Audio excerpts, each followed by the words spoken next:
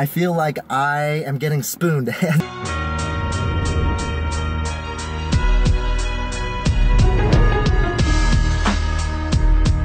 What's up guys, welcome back to another episode of AM Training. So today we're gonna review Candito's 9-week squat program, a program I just ran and a program that just kicked my ass. So let's talk about his basic periodization. When you look at the program, when you're looking week to week and day by day, it's pretty much a high frequency squat program, and basically when you look at it, you know, he does a great job of trying to periodize it scientifically. So when you look at it, you know, you have your basic, you know, conditioning and volume hypertrophy work in the beginning, followed by strength and then power. So that's usually what science says as the best way to build strength, and on paper it looks great, but on, you know, when you're doing it on real life, it's a killer, just because the amount of fatigue that you build up, it's crazy. And I know that's part of it, where you pretty much kick your ass and build up that fatigue so you can super compensate and get you know, that wonderful rebound. But the whole time I was just dying.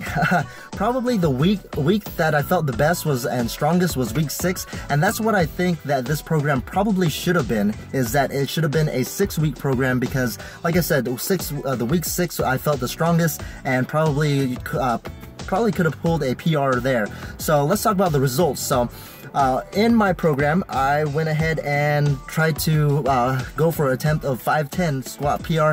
Prior to that, I had a 500 for a double. So that, you know, when you do the 1 rep calculator, that should have been a piece of cake. But like I said, maybe my recovery wasn't that great. Recovery is something that I struggle with because I get an average of 4 or 5 hours of sleep a day, and that's normal just because life is life and you can't really do much about it. So when I went for that 510 squat, there was a couple of things that were factors. So that was the last week, and I actually deloaded on week 8 just because I did no legs, and that was not part of the program. But personally for me, I just had so much amount of fatigue that I was achy. I just felt I just didn't feel right. You know, when you've been doing this for a while, you know you shouldn't be doing something, and that's when I felt like I shouldn't be doing something. I gotta train hard, train smart, and something was telling me just to deload and don't do any legs for the whole week.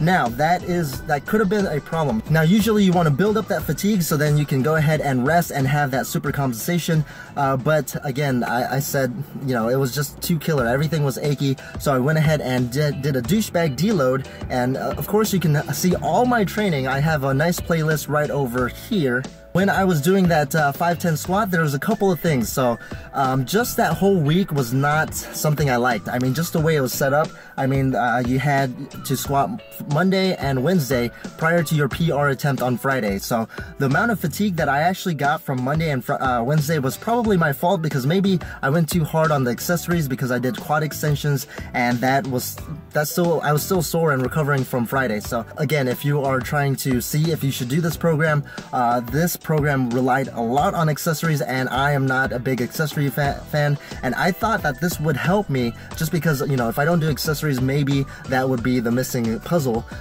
piece in order for me to get a PR. But again, if you're not used to all this accessory work, it's hard to determine. So let's talk about my actual PR attempt. It was 510, and I usually don't like spotters. I mean, usually when I squat or do a PR attempt, I just don't do any spotters or anything like that. That just allows me to give it my all, and then if shit hits the fan, I can just dump it. And that's usually how I've been training for pretty much my whole life. So I actually got a surprise squat spotter, and it kind of threw me off. And so I can make a million excuses, but I think it just wasn't meant to be that day. So the reason why I don't like a spot is that I can give it my all, and then if it doesn't happen, I can just dump it. But with a spot, I have to, in my mind, I have to like go like 90%. I can just like give it my all, or give it 90%, and then if it doesn't work out, I know I have to have at least 10% in order to help re-rack the bars. So that's probably one excuse that I like to use, or at least the one that I saw that was a problem for me, is that I don't like spotters, and plus I feel like I am getting spooned, and so it kind of changes my mechanics. I don't want to push my butt out as much, so I'm a little bit more upright than I usually am, and that kind of throws me off. So again, that was, you know, the owner of the gym was trying to, you know, do me a favor and spot me, but it was a little not my style. So what I do like about this program is that it has little checkpoints that you can go ahead and enter what you just did and see if you're still on the right path of getting your goal of your 1 rep max goal. And so my goal was 545, and eventually I missed a rep on week 7, and that's where it made me drop down. I had to drop down my max all the way to 530 in order to make sure that everything is going well. But I did not notice that on Twitter he updated the program, so he probably noticed that he probably failed week 7 as well, and so he recommends that you go ahead and repeat the first 1, 2, 3 weeks, but with your goal rep, so a little bit higher weight entered in for those first 1, 2, and 3 weeks. So I did not do that because I did not have time.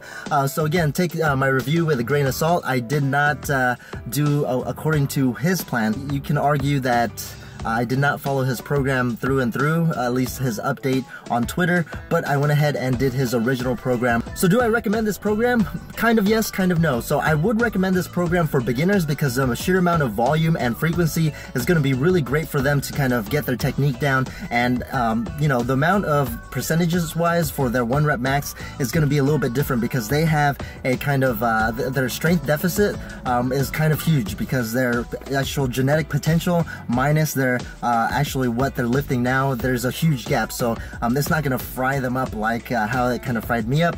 Not that I'm saying that I am an advanced lifter, but I don't think I'm a beginner lifter as well. So that's one thing I do recommend, is that this is gonna be a great program for beginners. And how do you determine if you're a beginner? Well, I like to use the rule like Mark Bell says, if you have to ask if you're a beginner, you're probably a beginner. So that is a great rule. As for me, I'm not gonna run this program again just because I was trying to run upper body program as well, just because I was trying to work on getting my bench numbers up, because it is my weakest lift and I feel like I'm leaving a lot of numbers out of my total if I don't bring up my bench. Just concentrate on squatting if you are running this program, because I was literally spending like 4 or 5 hours a day in the gym just to hit everything I needed to hit, and that's kind of a lot. So again, my recovery was not on point, but again, I did run kind of his upper body days on week 6, on his week 6 program, and trying to run that at the same time. So all you guys that are trying to run his advanced one, his advanced bench day and his squat day, good luck to you, because that is crazy amount of volume. Let me know if you guys have any questions. Definitely comment down below. Give me a like if you like this,